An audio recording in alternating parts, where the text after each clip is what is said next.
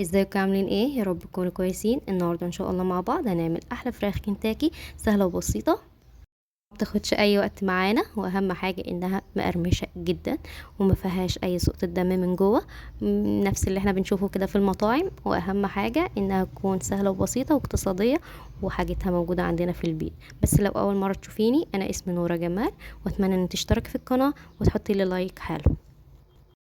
يلا بينا على الوصفه بتاعتنا. اول حاجه نقول بسم الله. في حلة كده هنحط معلقتين من الزيت، اهم حاجة يكونوا سخنين شوية. وبعد كده هنحط الفراخ بتاعتنا، بس اهم حاجة تكون منقوعة شوية ومغسولة كويس بالشكل ده كده. اول ما تحطي الفراخ في الزيت لازم تسمعي صوت الطشة بتاعتها عشان تتأكدي ان الزيت سخن كويس. هنحط كمية الفراخ بقى بتاعتنا. انا معايا فرخاية كيلو ونص، قطعتها على 8 قطع بالشكل ده علشان تطيب وتبقى كويسة. اهم حاجة بجد ان الفراخ تكون مغسولة كويس علشان ما تبقاش فيها اي زفارة. بعد ما حطيتها بقى بالشكل ده هنزل عليها بطماطمية مبشورة بالشكل ده كده، وبعد كده هنزل عليها ببصلاية كبيرة مبشورة برضو بالشكل ده، وبعد كده هنزل ب3 فصوص من الثوم مبشورين نفس البشرة بتاعت الطماطم والبصل. وبعد كده هحط البهارات بتاعتي. معايا من البهارات 7 بهارات وفلفل وبابريكا ورق لوري. اي بهارات انت تحبي تضيفيها عادي. هقلبها تقليبه كده كويسه بالشكل ده، وبعد كده بالشكل ده كده. واهم حاجه يا جماعه ان احنا لازم هنقلبها كل شويه عشان هي عايزه تتقلب كل شويه كده بالمنظر ده كده، علشان التتبيله تدخل للفرخه كلها، لكل قطعه فيها لازم تتبل كويس بالشكل ده كده. نزلت بعود روزماري فريش كده. عندك عادي، مش عندك برضو عادي، اي بهارات تحبي تضيفيها ضيفيها عادي.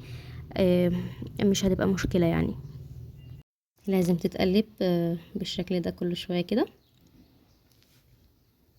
بعد كده بعد ما غليت كده شوية، لو تشوفوها سردت المية بتاعتها وغليت كده، بنزل عليها كوباية مية من الشاي عادية خالص من الحنفية. واقلب فيها واسيبها نص ساعة كده لحد ما الاقيها غليت بالشكل ده كمان. هحط عليها الملح بتاعي، وبعد كده هقلبها لحد ما تكمل 10 دقايق كمان بالظبط. هي مدة الاستوى بتاعتها انها تقعد على البوتاجاز 10 دقايق بعد الملح، لكن قبل الملح نص ساعة. لازم تطيب نص ساعة يا جماعة علشان تبقى كويسة.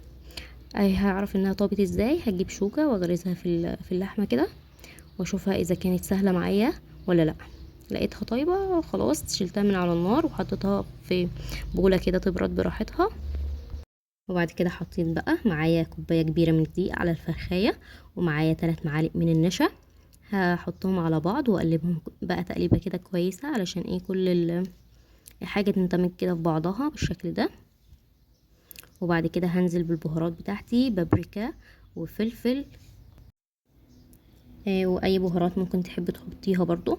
لازم تبهري الدقيق بتاعك علشان هو ده اللي هيبقى القشرة الخارجية بتاعت القطعة نفسها، فهو ده اللي لازم يبقى برضو ليه طعم. وحط عليها شوية ملح برضو.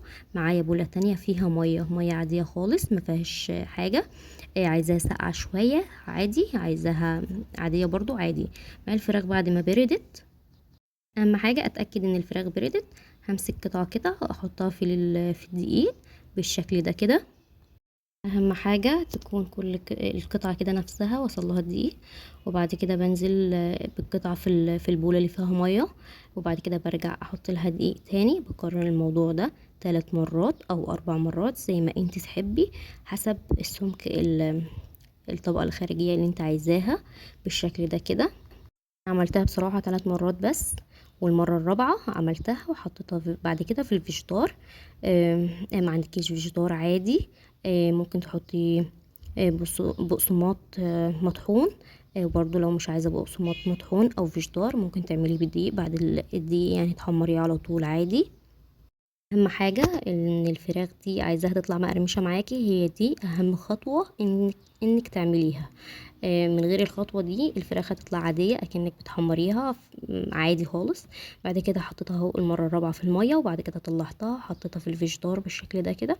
بهرتها بالفيجيتار كويس حاطه في الفيجيتار بهارات ولا حاجه، اهم حاجه الدقيق بتاعك انتي تحطي له بهارات. بعد ما عملتها كده بقى في الفيجيتار هشيلها وهعمل معاكم كمان قطعه. اهم حاجه انك تتاكدي ان وصلها في كل حته فيها دقيق والفيجيتار، علشان ما تبقاش طالعه حته وحته يعني كده. لو تلاحظوا السمك بتاعها صغنون قوي بعد ما بتتبهر وبتتحط في الدقيق والفيجيتار بتبقى حجمها كبير. بتفرق بقى في الحجم وكده، يعني الشكل سبحان الله بتبقى صغيره، وبتبقى بعد ما تبهريها وتحطيها في الدقيق والميه وكده بتطلع معاكي كبيره بالشكل ده كده. بعد ما بهرتها بقى كده خلاص، معايا بقى طاسه على النار. اهم حاجه تكون سخنه كده شويه، ما حطيتش زيت ياما، انا حاطه زيت عادي خالص. انا مش عايزاها تشرب زيت كتير، انا عايزاها حاجه بسيطه خالص بس للتحمير بس، مش اكتر. هنزل بقى القطع كلها كده في الزيت. اهم حاجه يكون الزيت سخن. اقلبهم بقى كده كويس، وبعد ما اقلبها تاخد اللون الذهبي بقى معايا وكده. وبعد كده تطلع بقى للتقديم، تكون كده بقى انت خلصتيها. ممكن تعملي جنبها مكرونه، رز بسمتي، اي حاجه انت تحبيها. ممكن تعمليها كسناكس برضو عادي، بجد كانت طعمها تحفة، واتمنى انتوا تجربوها. وبجد ما خدتش وقت معايا خالص. حاجة في منتهى الجمال. اهم حاجة نطيبوها على النار علشان ما تبقاش فيها دم ولا الكلام ده خالص.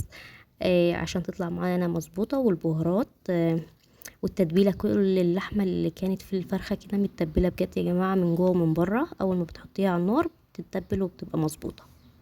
كده خلصنا الفيديو، يا رب يكون عجبكم. ما تنسونيش في اللايك والاشتراك، وتكتبي لي كومنت حلو على ذوقك.